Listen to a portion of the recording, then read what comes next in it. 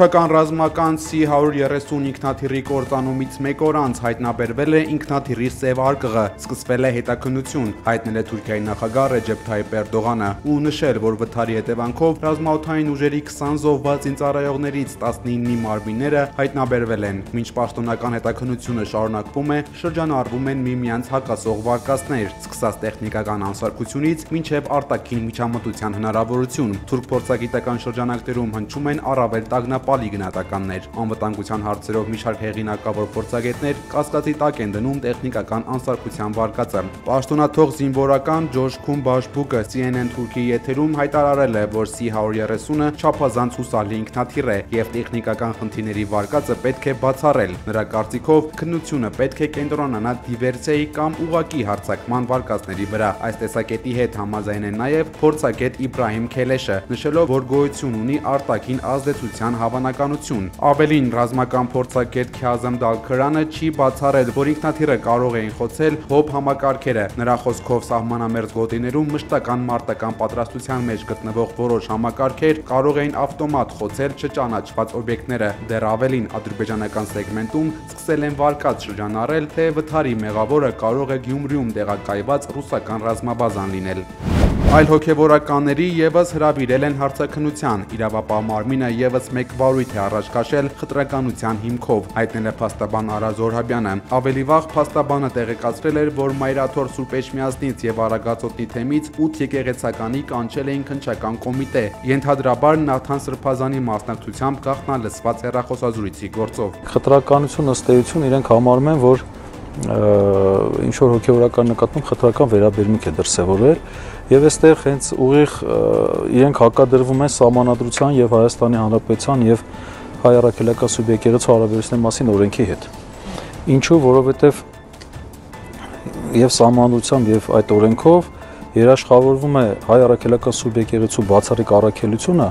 ճանաչում է այդ առաքելությունը, ինչպես նաեւ ինքնակառավարումը իր նվիրապետության սահմաններում։ Հայր Ռուբեն Վարդապետը հարցաքննվածներից մեկն է։ Վարդապետի խոսքով ինքը Նաթան Սրբազանի հետ անմիջական չի աշխատում եւ չգիտի, թե ինչու է հրավիրվել քննչական կոմիտե։ Դուք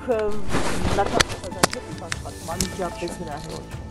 Այդ հարցազրույցը 15 տարի աշխատել եմ քրեակատարական հիմնարկներ։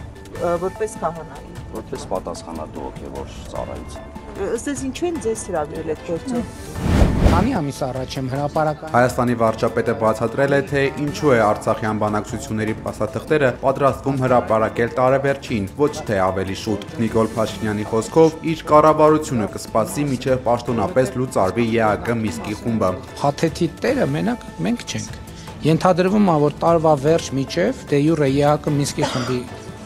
խումբը կլուծարվի եւ այդտեղ այդ բարոյական եւ քաղաքական արգելքը կվերանա, այսինքն այդ սուբյեկտը չի լինի եւ մենք ազատ կլինենք այդ թղթերը հրապարակել։ Վարչապետ Փաշինյանը անդրադարձել է նաեւ Սերժ Սարգսյանի նամակին, որը խոստացել էր հրապարակել։ Արդեն հրահանգ է տվել սկսել այդ նամակի գաղտնազերծման գործընթացը։ Փաշինյանի խոսքերով նամակը ուղղված է մեկ այլ երկրի ղեկավարի։ Ես այդ նամակի մասին այլ բան եմ հասկացել եւ Ջեյհուն Բայրամովը բանակցությունների ժամանակ արտգործնախարար չի եղել, հետևաբար ինքն էլ ուրիշից է լսել։ Հեգնանք արտահայտող ծիծաղը դեմքին պատասխանել է Փաշինյանը լրագրողային հարցին, թե արդյոք ինքը բանակցությունների ժամանակ Իլհամ Ալիևին ասել է, որ չի կարող Լեռնային Ղարաբաղի հողերը հանձնել ու նշել մեջբերում, ուզում եք ինձ սպանեն։ Այն հանդիպումները,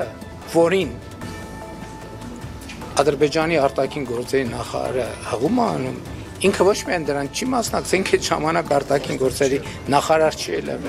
Ինքը բոլորովին ուրիշ պաշտոն, այսինքն ինքն էլ լսել է ուրիշից, գուցե այդ ուրիշը լսել է ուրիշից, գուցե այդ ուրիշը լսել, ես չգիտեմ, բացարձակ անհեթեթություն։ Նիկոլ Փաշինյանը այսպես արձագանքել է Ռուսաստանի արտաքին հետախուզության ծառայության տարածած այն հաղորդագրությանը, թե Հայաստանը քաղաքական նկատառումներից ելնելով ցանկանում է ազատվել Մոսկվայից ու աջակցել Ուկրաինային, հացահատիկի մի մասը նրանից ձեռք բերելով։ Ռուսաստանի արտաքին հետախուզության ծառայությունը ռուսական հացահատիկից հրաժարվելու Նիկոլ Փաշինյանի կառավարության ծրագրերը համարել է Երևանի համբույրը Մոսկվային, որ նման է Հուդայի համբույրի։ Թեմային անդրադարձել է նաև Պուտինի խոսնակը Դմիտրի Պեսկովը շեշտել է, որ Դաշնության արտաքին հետախուզության ծառայությունը երբեք առանց հիմնավորման ոչինչ չի հայտնում ու նշել, որ Կրեմլը դեռ հույս ունի շարունակել Երևանի հետ երկկողմանի համագործակցությունը։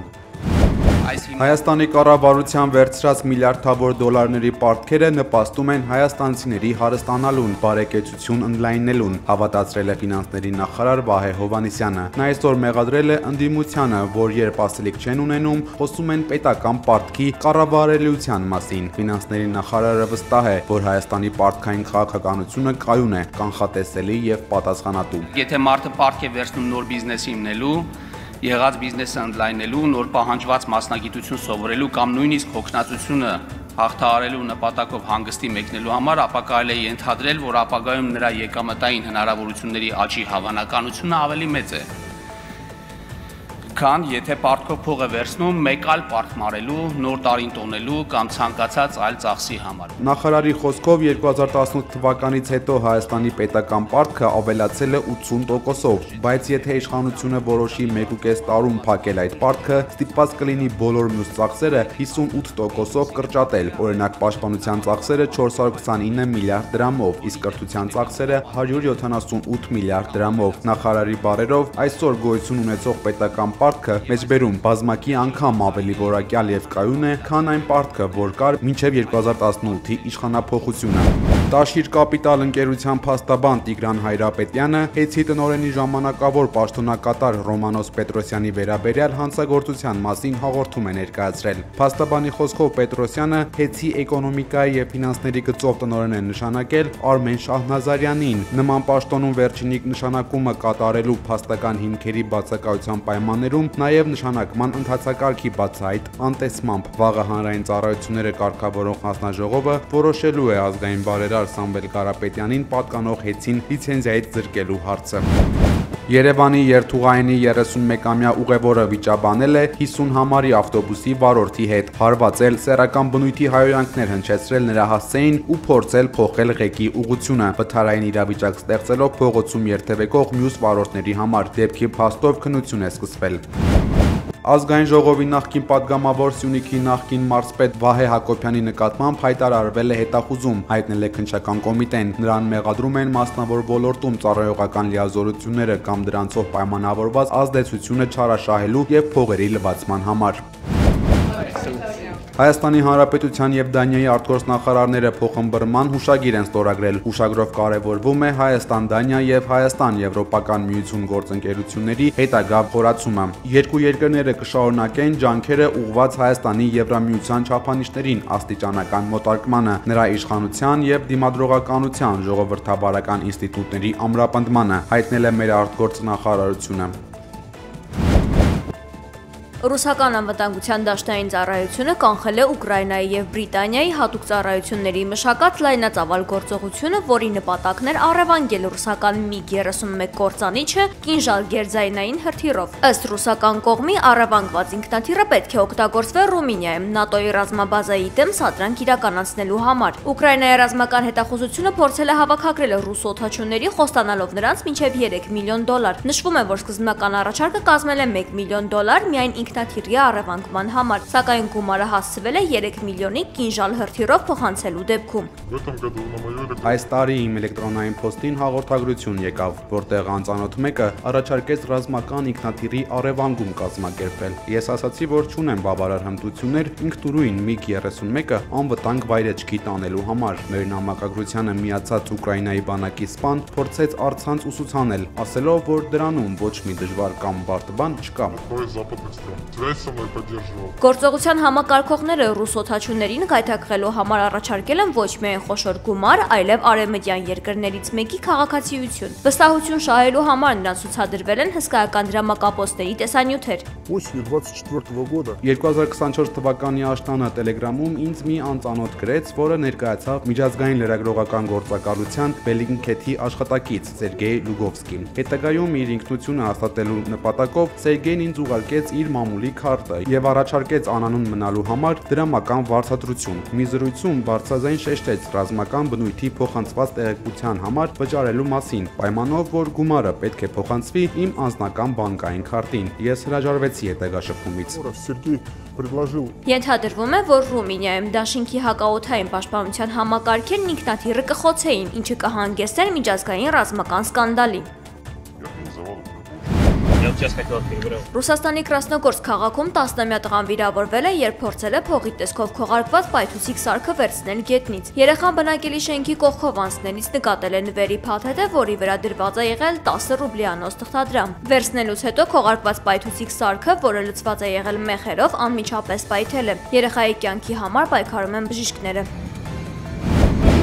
Ռուսաստանը ներկայացրել է առաջին մարդանման ռոբոտը, որը օժտված է արհեստական բանականությամբ։ Idol անունով ռոբոտը կարող է արտահայտել հույզեր եւ աշխատել ամբողջությամբ օֆլայն ռեժիմով առանց ինտերնետային կապի անհրաժեշտության։ Ռոբոտի պաշտոնական ներկայացման ընթացքում Idol-ը դանդաղ դուրս է եկել բեմ, երկու մարդու ուղեկցությամբ փորձել է ձեռքով անել հանդիսատեսին, սակայն անսպասելիորեն կորցրել է հավասարակշռությունը, թեքվել ու ընկել։ Ներկայացումն անմիջապես դադարեցվել է եւ ռոբոտը հեռացվել է դահլիճից։ Google ընկերությունը մեղադրվում է օգտատերերի անձնական տվյալներին անօրինական հետևելու համար։ Գործողության համար ընկերությունը օգտագործել է Gemini արհեստական ինտելեկտը։ Նախկինում այս ֆունկցիան օգտատերերն են միացրել իրենց ձեռքով, սակայն այս տարվա հոկտեմբերից արհեստական ինտելեկտի աջակցությունը գաղտնի էր ակտիվացվել առանց օգտատերերի իմացության։ Ենթադրվում է, որ ընկերությունը Gemini-ի աջակցությամբ հետևում է օգտատերերին նաև Gmail-ում եւ Google Chat-ում, ինչպես նաև Google Meet վիդեոկոնֆերանսի հարթակում։ Միացյալ Արաբական Էմիրություններում ռոբոտները միացել են Ben Naman-ի ռազմական նվագախմբին, առաջին անգամ կատարելով ավանդական էմիրաթական ժողովրդական պար։